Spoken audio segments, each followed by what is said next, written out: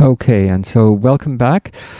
We are joined by Martin Lucas, who is the editor, and he'll give you more information about a publication called The Breach. If listeners don't already know about this, you should look it up. It's really simple. The Breach, BREACH.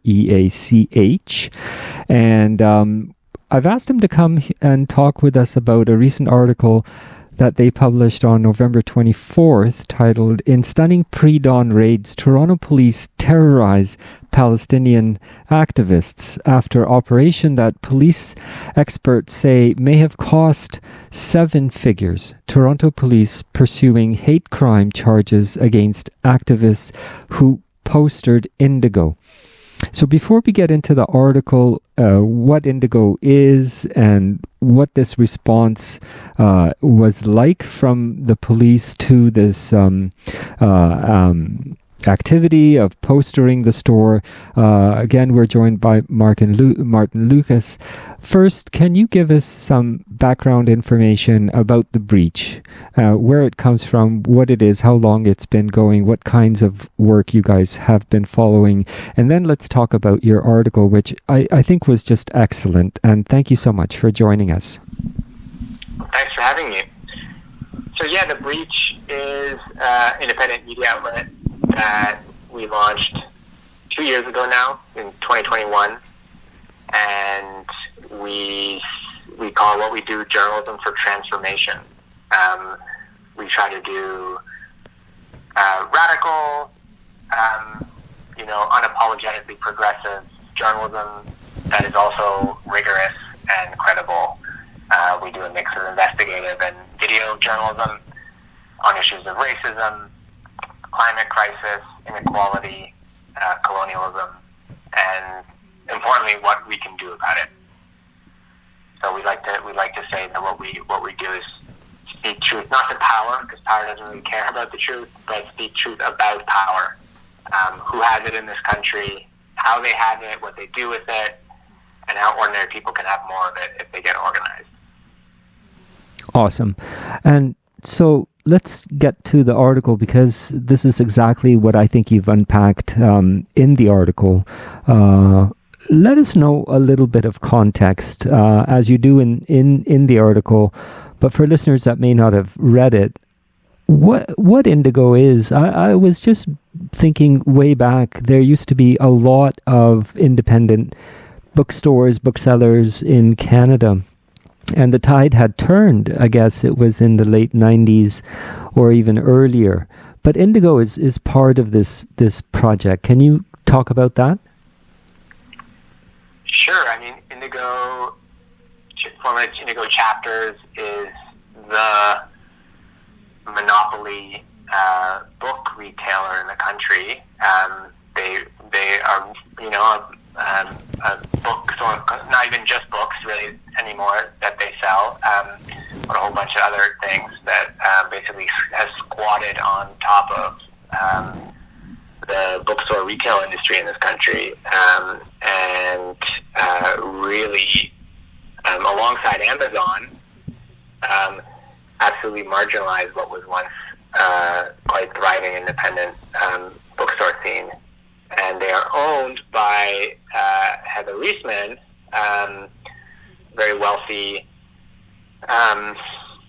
corporate figure, who, and that's where the story connects, has for many years run a foundation whose mission essentially is to recruit foreigners, including Canadians, to serve in the Israeli military.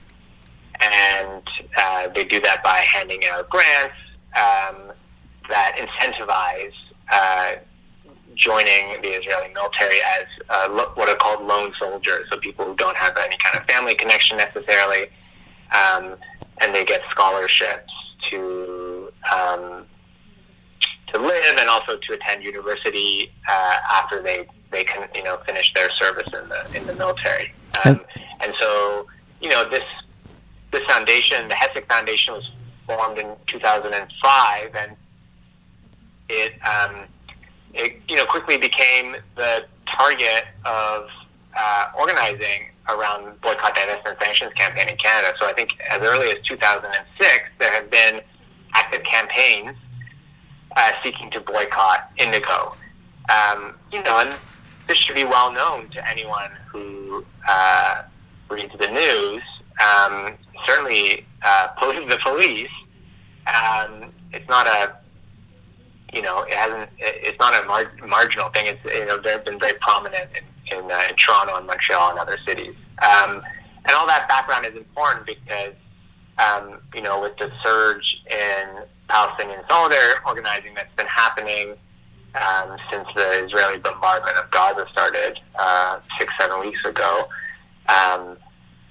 there was an incident in early November where Toronto bookstore of Indigo's was plastered with posters and splashed with red paint to symbolize the enormous amount of Palestinian blood that has been let by the Israeli military. And what the striking thing that has unfolded in the aftermath of that is, first, a bunch of media coverage, mainstream media coverage, that has suggested that this, alleged act of mischief,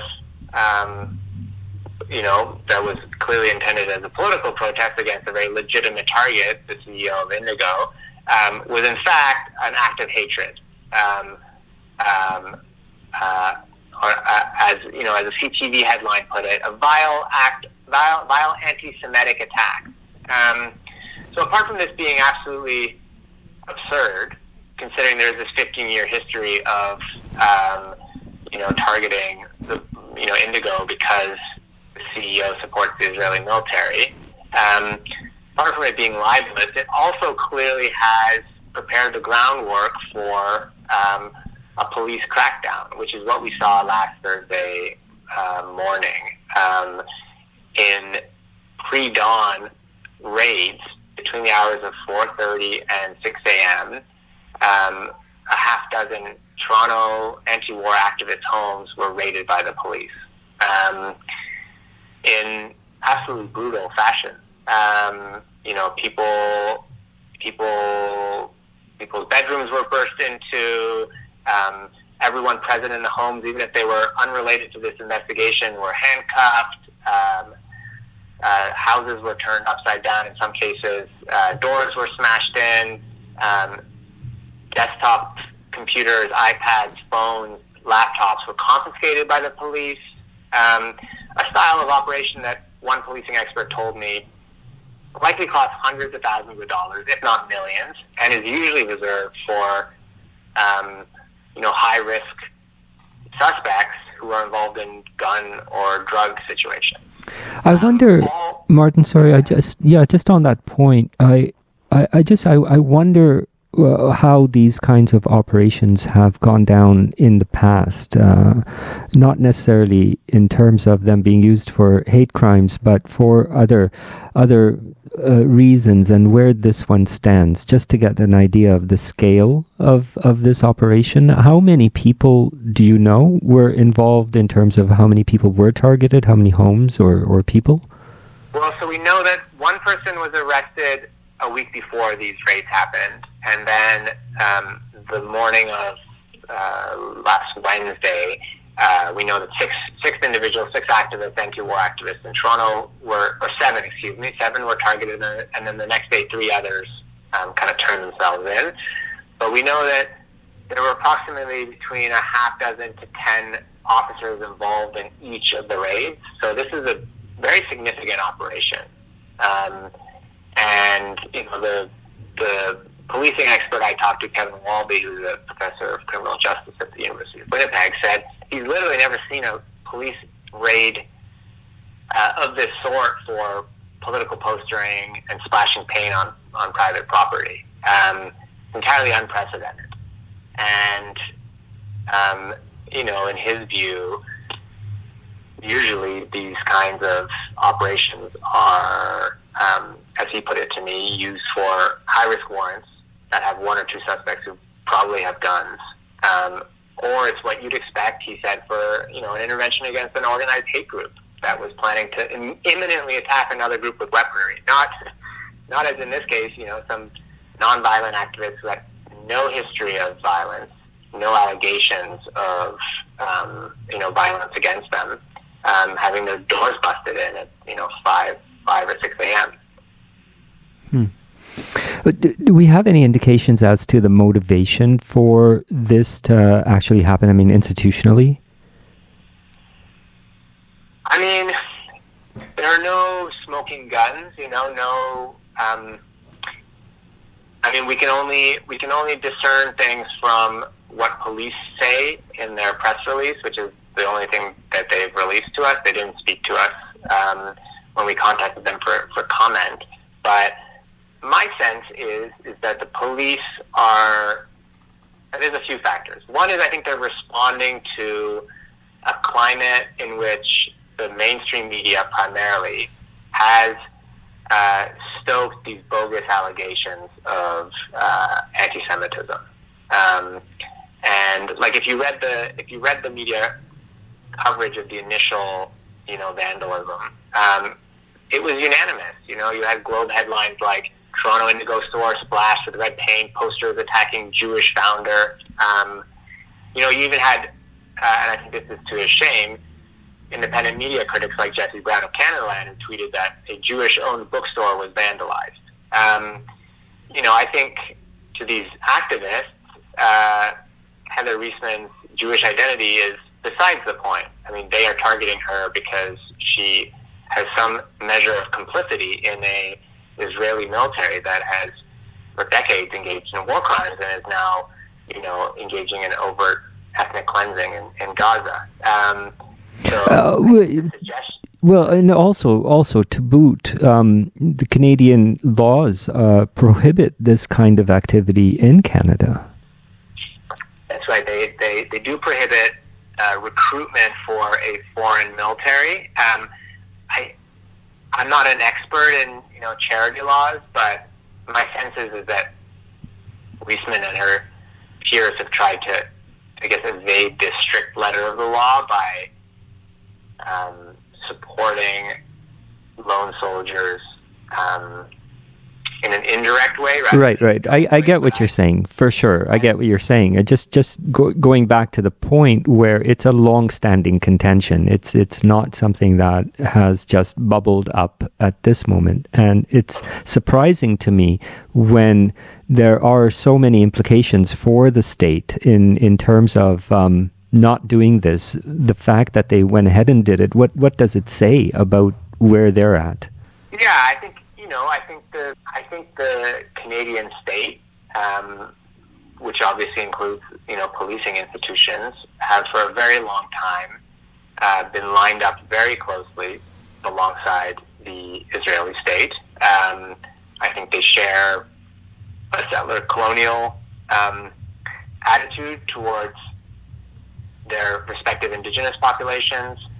I think we also know that Canadian police have quite close relations with their Israeli counterparts. That includes things like police chiefs from Ontario traveling to Israel to attend events hosted by the Israeli police. The RCMP work as advisors and trainers for a U.S.-led and Israeli-sanctioned group that coordinates the Palestinian Authority security forces in the West Bank, which are essentially used to outsource the occupation to. Amnesty International has documented the PA security forces engaging in a, quote, chilling campaign of repression, cracking down on peaceful protesters with unlawful force, targeting journalists, civil society activists, and lawyers with arbitrary arrests and torture. So, that is what the Canadian police, including those in Ontario, do. That is, their value and worldviews are aligned with that of the Israeli state as well. So I think that figures into who gets targeted in Canada in a moment like this, where there is such heightened political attention. And so I think we see that there's clear political motivation on the part of the upper echelons of the Toronto police to, in the same way that the political class and the media class in this country have been trying to delegitimize and smear those voicing support for Palestinian liberation. I think we're seeing the effects of that in a quite an egregious and extreme attempt to crack down and delegitimize and criminalize Palestinian solidarity. I think the enormity of it can't be overstated. Like, this is a quite relatively minor mischief charges, but they end up in police raids on homes that we certainly didn't see even when organizations on the right, as with the convoy, were engaging in quite severe criminality. And so I think that there really needs to be a pushback from the left to ensure that these charges will be dropped. So they've been charged with mischief and conspiracy to commit an indictable offense, but it's clear from the police press release that they are pushing for hate-motivated charges. And those are quite severe and rarely applied, but would probably involve jail time. And they would require the support of the Attorney General to sign off on that. But the police release is written in a way where it seems to imply that they expect that the Attorney General will sign off on that. So I think that the threat is quite grave. And I think it's intended to send a message to Palestinian solidarity activists that, we shouldn't be filling the streets with protests, and we shouldn't be engaging in direct action unless we want to incur the wrath of the state. Yeah, well, for sure. And so just in closing, I wanted to ask you, what was most surprising for you as you went through the research for this article, got the information? Some may or may not have been included in the final copy, but I just wondered if you could comment on what was the most surprising or interesting thing that occurred to you as you were going through this. That's a good question. Frankly, it's the kind of surrealness of the charges, the hate crime charges that they are pursuing. That rather than having any doubt cast on them by the mainstream political and media class in this country, have actually tried to push it further along. I have been struck that the notion that these activists, one of whom actually is Jewish, were engaging in a anti-Semitic hate crime is just so baseless and so absurd that it really rankles. And to see this kind of unanimity in the mainstream media across the board, from the Globe and Mail and the Toronto Star to the usual right-wing suspects like the Toronto Sun, has been quite astonishing. I think that there is, in this moment, a real chasm opening up between where most Canadians are at. Most Canadians, 70% of them, want to see a ceasefire, want the government to call for a ceasefire. And yet we are seeing this kind of circling of the wagons among the elite classes in this country to basically ensure that Israel can act with impunity. And I think that there is a real organizing opportunity in this moment, because it means that we can really, it's a kind of mask-off moment when it comes to the elite in this country. And I think there are real opportunities for educating and raising awareness about that fact. Well, Martin, thank you so much for writing this article and letting us know more about the breach. And we look forward to catching up with you as we go down the road. Thanks so much for having me. You're welcome. Pleasure is ours. Okay.